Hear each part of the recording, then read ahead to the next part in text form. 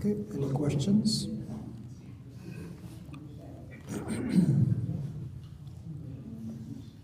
You can actually ask right where you are or whatever. Yeah. Where I'm getting confused is, let's say we are waves right now, right? Thinking that we're waves.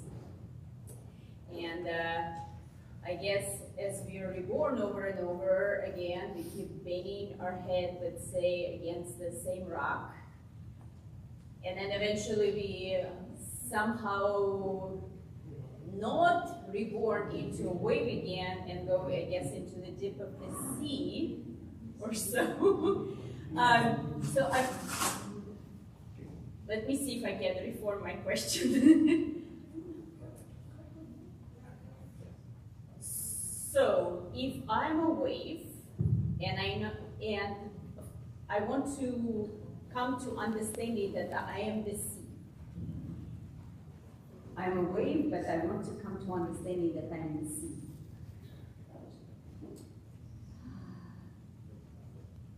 Why do I need to keep being reborn to understand it? Or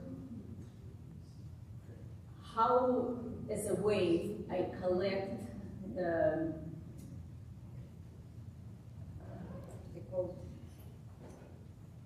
what's attached to me?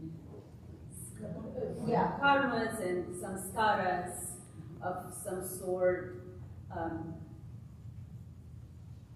So if I'm collecting them, I keep being reborn. When I stop collecting them, then I become it. Okay, yeah.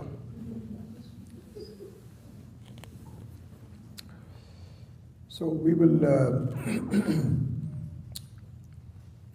go into a little bit more clarity and more detail tomorrow, but we have already started on that. It's not as though it's new. The fact of the matter is,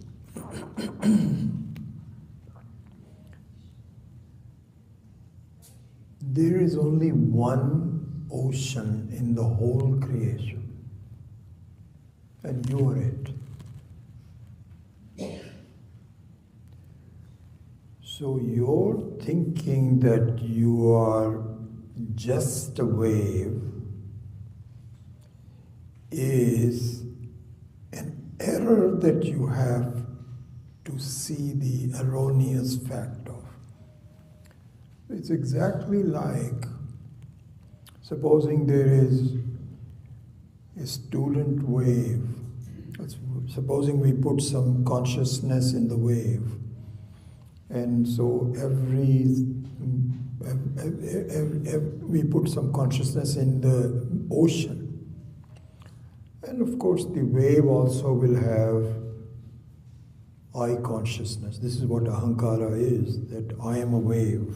This is the ahankara. That ahankara is nothing but a reflection of the basic ocean, that it is already there. See, a wave is already the ocean. It is not as though it's different from the ocean. It is part of it, isn't it? It's not even a part of it. It is in fact an aspect of it. It is not a part of it, meaning that the ocean is not made. If it was part, if it is parts, they'll be different. So for example, I'm just commenting on the side. I'll come back to your question in a minute. So for example, we have an organization here called Brahma Kumaris that many of us are familiar with. So their thesis is that God, we are all parts of God. Okay? We are all different parts of God.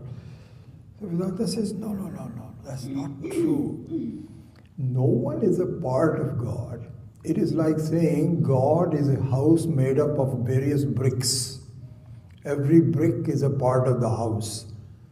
If that would be the case, every time a brick goes, the whole house will fall down. You are not a part of it. You are like a wave. Wave is not a part of the ocean, it is the ocean itself. But in a form which is solidified. In fact, one of the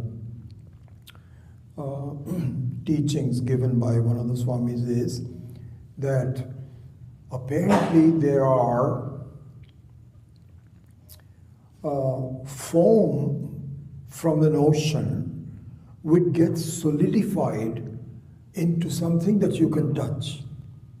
But it is still water. So in that sense, each one of us is a kind of like a solidified water.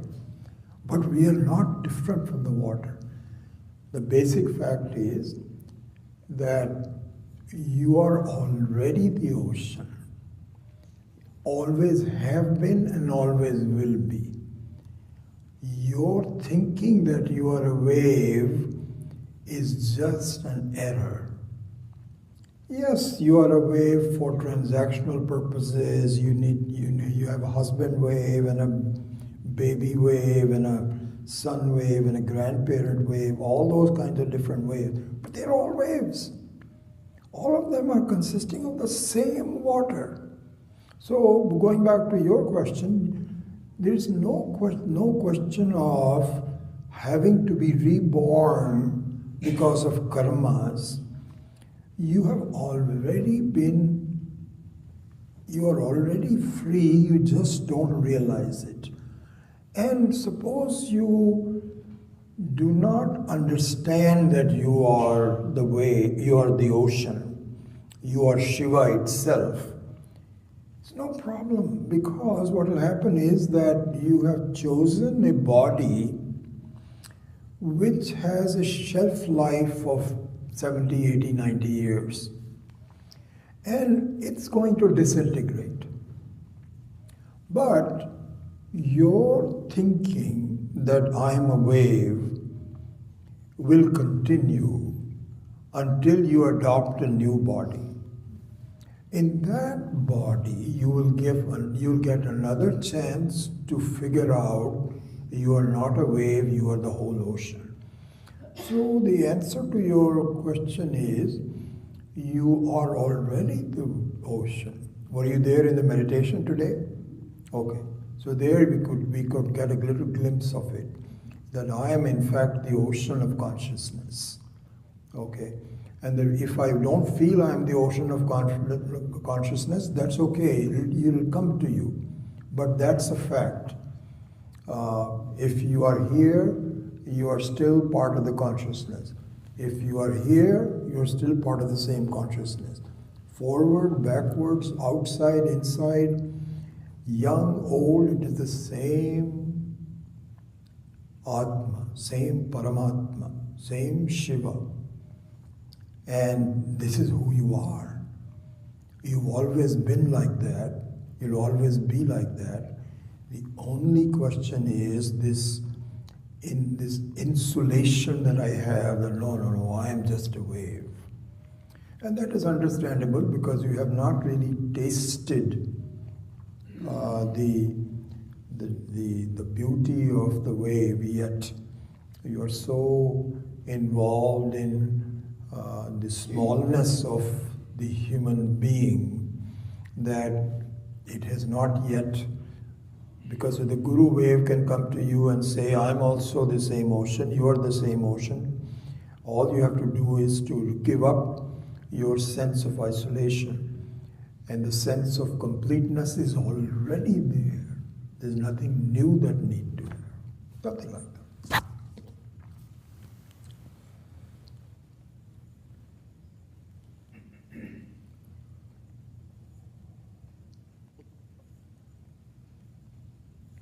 Yeah. If I could just maybe use that same theme. We are the ocean, we are true consciousness. Why does the ocean, because it's perfect, it's whole, it means nothing, it's complete? Why does it form the foam? Why is there even the as if realities that we're experiencing? So, sorry, there is no why in the question of why is not appropriate or necessary. It's not a cop-out. There is no why in this. The reason is, actually it's very interesting. We'll discuss this tomorrow, but I'll bring that up. I'll hold off the example in a minute. The whole creation is like that. That it has some form to it. Okay? If there is no form,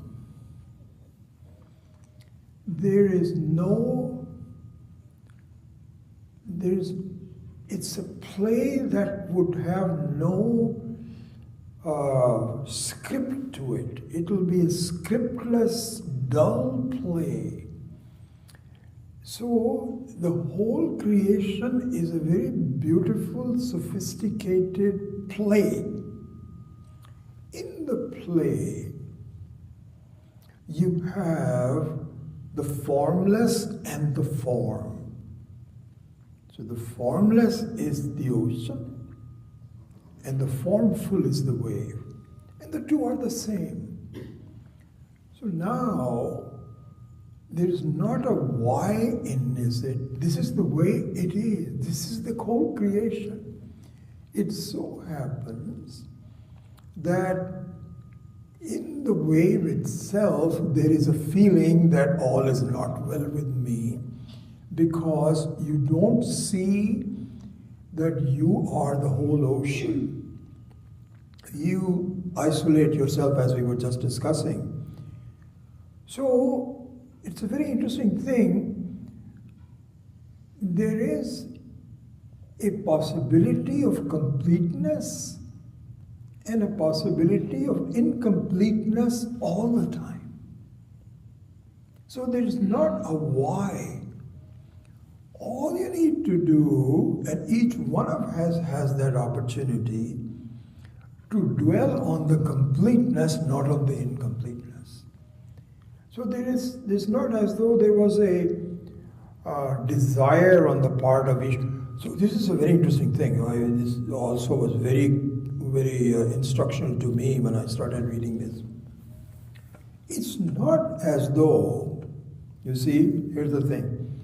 Your question of the why would be relevant if first there was an ocean but no wave. Then it will be saying, should I become a wave or not? Should there be any waves or not? How is that going to? That's not the case. Fact of the matter is, we will talk about this tomorrow in the whole class. And this is all part of really the advanced Vedanta. Slowly you have to really grasp to it. There was never any beginning. It has always been. So both Isvara and Jiva have always been together. There is no Isvara without a Jiva, and there is no Jiva without an Isvara. And none of them are without the Brahman that they belong, that they are content of. Isvara is like the Pacific Ocean, and the Jiva is a wave in the ocean. There is no Pacific Ocean or anything. The whole thing is nothing but water, water, water, water. And so really speaking, both Isvara and Jiva are simultaneous. They are not one after the other. Okay? Now, there was one very beautiful explanation. Now, this will not be completely relevant until we have some more classes, which we'll do tomorrow. But when I read this from Swami Akhandananda, this just made ton of sense to me. He said, if you want to be a purist about it and you want to do a why, think about it this way.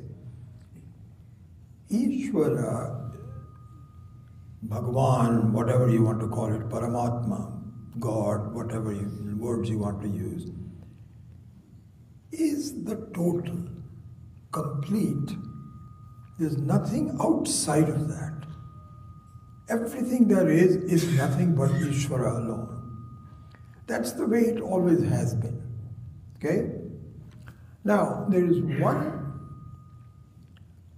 tendency that the Isvara has, which is, it is a seer. It sees things. Even now, you are aware of your seeing things. Seeing things is intrinsic to the whole world. There is, you see this? This is very important. You are a seer. Whatever you see is up to you, but intrinsically you are a seer. This is Isvara. The very intrinsic quality of Isvara is to be a seer, to see. Now, who does he see? Because there is nothing else other than itself to see.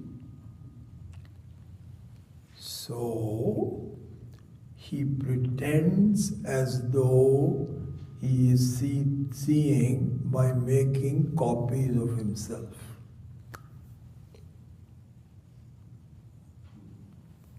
One can see this as a gospel or as an aid to understanding, however you want to take it. But the fact of the matter is that each one of us has the ability to understand that we are nothing but Isvara. Isvara is a difficult thing to see. In fact, the other way around, Isvara is not separate from me. She is not. Because your seeing is Isvara's seeing. Your ability, your consciousness, the moment you are born, is Ishvara's consciousness. So we are the ones who are thinking it is my consciousness. It is not. It is the intrinsic consciousness. The intrinsic consciousness is complete. You don't need to see anything. You're the basic consciousness. No thought is required. That is the very water of the ocean. But because of my understanding that I am complete, I look upon others as different from me when they're not. As we will see tomorrow, this is the Advaita. Others are also nothing but you alone, just like in a dream. In a dream, things appear to be different than you. They are not. That's a mistake. It is, in fact, everything in the dream is also you. And in this life also, in the waking life also, once we see that the whole creation is nothing but me, then this is the Advaita. This is the going from Dvaita to Advaita. Then you see that there was no why to it. It is like saying, to answer the question of the why would be, why is there ignorance? So the answer to that is really, ignorance is not a thing with some form and weight. You cannot go and find ignorance. It doesn't have any form, it doesn't have any color, doesn't have any weight, any individuality. Ignorance is Maya. So, ignorance is something which is an amazing thing, but which prevents a complete person to imagine that he or she is incomplete. That's all. That's the end of it. And so once that ignorance, the self-ignorance and self-maya gets called out with the help of the teaching itself,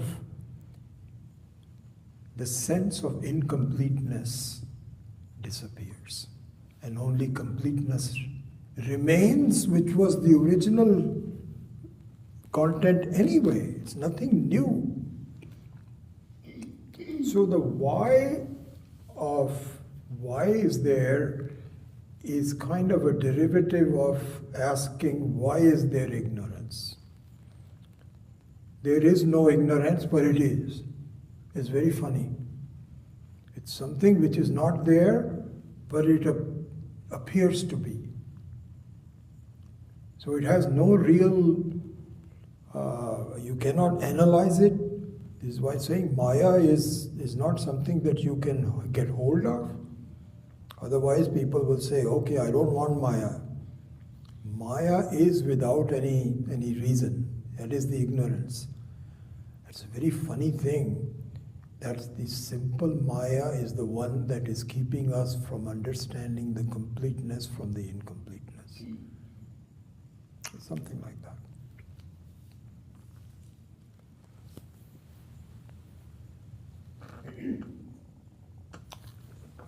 So to continue with the same analogy, there is, according to Swami Paramarthananda, there is original consciousness and then there is reflective consciousness. Chit.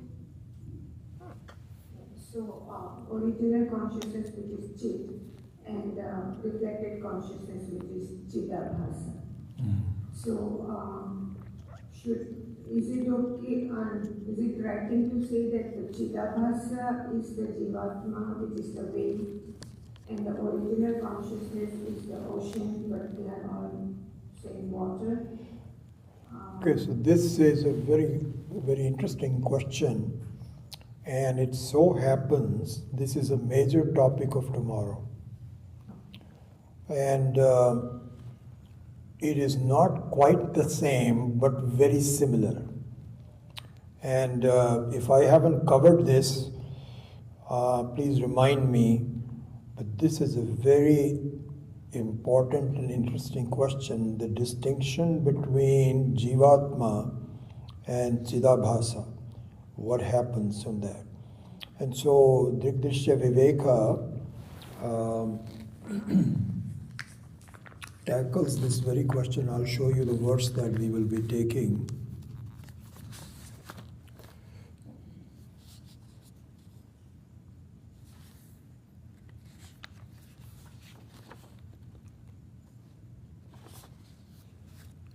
Yeah. Number 6. Chitchaya aveshato buddhau bhanam dhistu dvidhastita eha ankriti anyasyat antakarana rupini chaya ankarayo aikyam taptaya pindavinmatam tadahankara tadatmyam deha chetan ataka ahankarasya tadatmyam chitchaya deha sakshibhi. It starts. And so that is exactly talked about. And quite frankly, and this is what happens. I mean, I've been saying that I have read Drigdrishya Viveka at least a dozen times and even taught some classes on it, listened to, I helped Swami Viditatmananda make a book out of it and so on. Still, it remains as a paroksha jnanam until you meditate on it and you think about it. Now it's very clear in my mind as to what the process is. How did I become a jiva? Exactly your question is, how did I become a wave? Why did I become a wave? You beautifully pointed out. This is exactly what happens. And it all has to do with the abhasa and the ahankara, what that happens. And I had already read that a few times, but it didn't really strike me as with the same clarity. And I think that what helped me, quite frankly, is the book by Swami Vivekananda on Drikdishya Viveka. My God, what a beautiful book that is. If those of you are Hindi speaking, I highly recommend it, getting a copy of that book, Drikdishya Viveka. Very thick book, it's like 450 pages. I must have read it at least 3, if not 4 or 5 times during the last 1 year. Because I see nothing but jewels in there, in the way he explains, the way he clarifies, the way it goes back to this. And so I can teach a course for 2 years. So I'm just giving you the basics of it in these 6 classes. But this one point is something that I had already thought about including in this part, and that will come tomorrow. Is that book in English or Hindi? In Hindi. I don't need any English books now. I don't, and you have Hindi, the Hindi is the best. Like for example, this word ahankara. It was not clear to me. Or the word of anubhava. See, one cannot see that it's not in experience. English there's a word called experience. How can you see experience? This anubhava thing I have not even commented on. We'll see that in the meditation tomorrow, what anubhava is. But it is all in Devanagari, and all in Sanskritam. Hindi means Sanskritam. He just uses, the grammar is in Hindi, but the words are all in Sanskritam. You have to do that in Sanskrit. This book you were saying, Swamiji, is that available somehow? Or Well, I got it from India as part of this. I think, remember, I got a whole set and I gave it to everybody. I don't know if others had the Drikdishya Viveka. And I think I got it 1.5 years ago, but I had never read that. When I started reading this, I said, oh my God. This has now become, I've already done the Mandukya Karika, all of those I've done. This is the one that I am really focused on, Drikdishya Viveka. Yeah. Yes.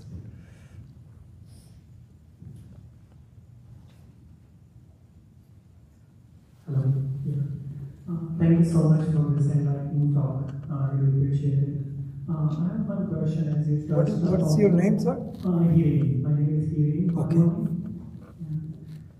So you touched upon ego, and I believe like when we talk about controlling our senses, you say, okay, I can live without, let's say, not eating any sweet stuff because, oh, my sweet, the sense of taste and all those. But when it comes to ego, it's like, oh, I did something and somebody praises, oh, you did a good job, and suddenly it creeps upon you, like as if it's like sleeping dormant, and yeah, I did this thing. And so controlling your senses, like as you said, not watching the game and all those things, right? How do you control the ego in that way? Like not letting it get upon you. Yeah. So, what you're discussing, the ego, the ahankara, is different forms of it.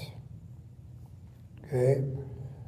So, for example, enjoying something sweet is one form of it, or to feel better when somebody praises you is another form of it.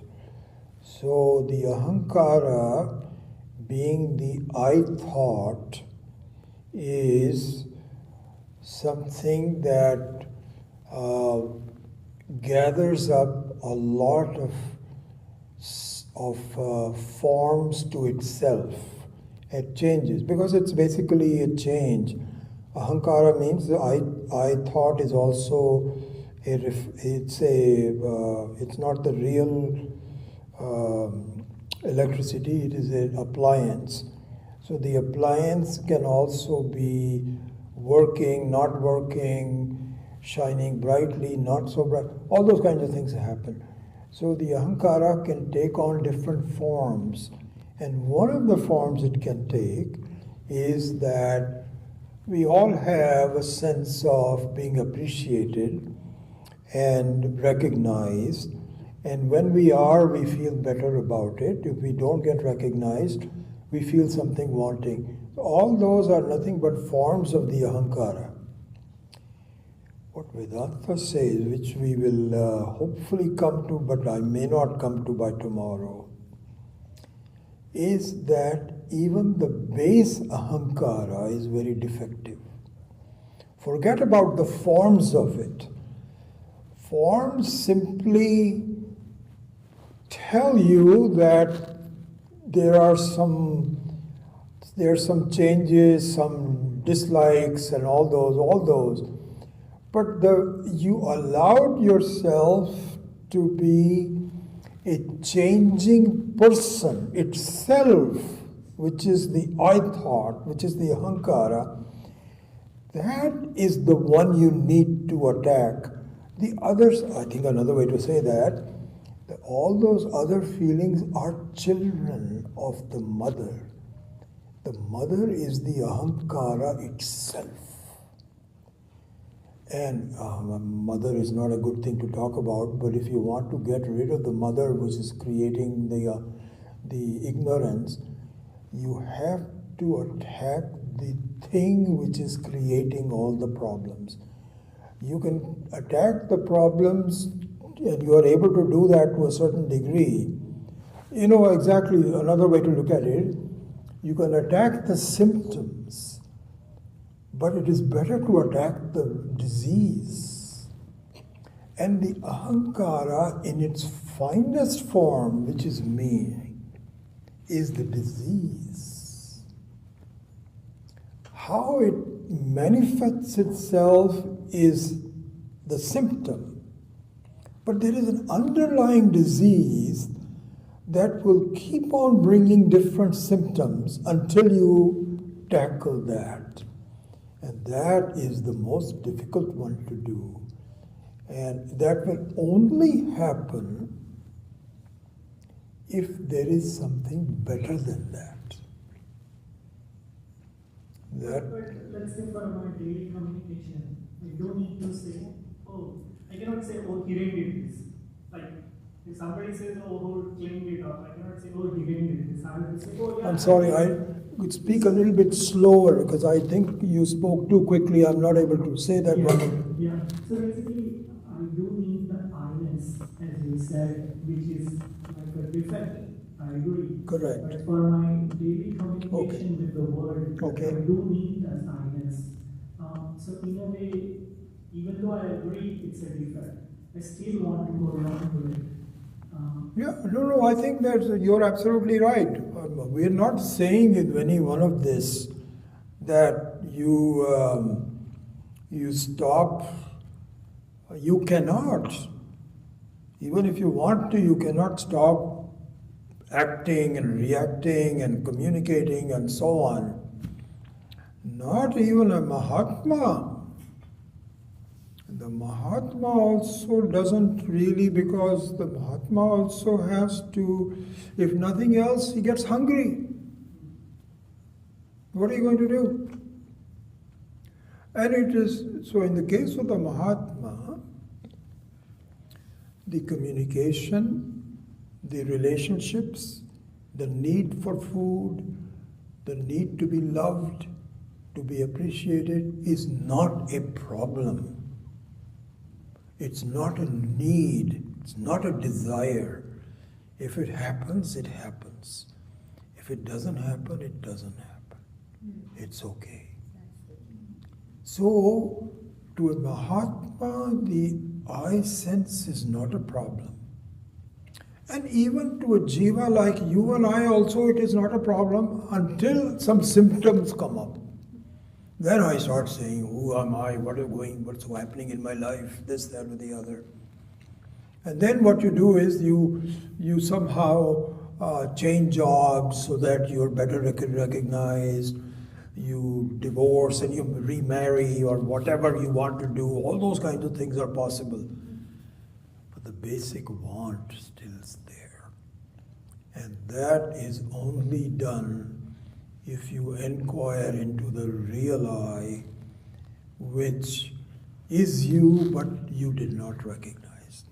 So, in effect, the working I, the I sense, the ahankara, is okay for normal things. But, so this is what they say, there is a difference between, in Sanskritam, or in dukkha and shoka. There's a difference. Dukkha is based on karma phala of, like, for example, supposing you don't see something and you fall down and you break your bone. This is called dukkha. Because something you didn't see, and now it happens to all of us. I just heard from somebody who just fell down, had to be hospitalized. They call dukkha. It's not shoka. Shoka is a deep-seated thinking. What is happening to me? Where's my life? Where am I really going? This is shoka. It is not individual dukkha. And the shoka is not karma phala. It's not the result of any one particular thing that you did. It is a basic fact that you think you are a ahankara. So, Isvara also says, it's about time you realized it. I keep telling you, but you weren't listening to me. This is the mumukshutvam that we talk about. That shoka is a very important part. I tell you, that happened to me. This is what I'm saying there. Because when I was working, I was about, 32, 33 years of age. And I was married and I had one child at that time. And I had a reasonably good job at Hewlett Packard, making good money and so on and so forth. But something was not right in my life. People used to have alcohol, and alcohol didn't. One time in college I had beer, and lots of beer to such a degree that I got drunk. And that was not a good feeling. And I decided I'm never going to have any alcohol from that point on. And once in a while I can have a glass of beer with somebody just as a taste. But it's not something that I want to do. So I never really was into enjoying and movies, and they didn't really do anything for me. Because there was something down below which I would say, who am I? What's going on? And when I heard Swami Chinmayananji, my God, the whole thing just became so clear in my mind. All of a sudden I had a calling in my life. This is what I want to do. Why am I not feeling it? Why can't I see it? Change my whole life. And then the second big thing that happened to me was meeting Swami Dayanandji. I'll tell you why. Because we've been giving this, giving the example of learning to identify the diamond. Well, I still remember the conversation. At that time, things were not very clear. When I met Swami Dayanandji, pretty close to when this book, a year before this book, he asked me, He said, what do you do? So I told him I'm an engineer, I'm a scientist, and I'm working at Hewlett Packard as a product marketing manager. And he could sort of see me up and down and so on. So thinking, yeah, this guy's an interesting guy, he's very interested. So I said, Swamiji, I've been following Swami Chinmayananda. He comes and he goes, and I really like what he's saying and so on.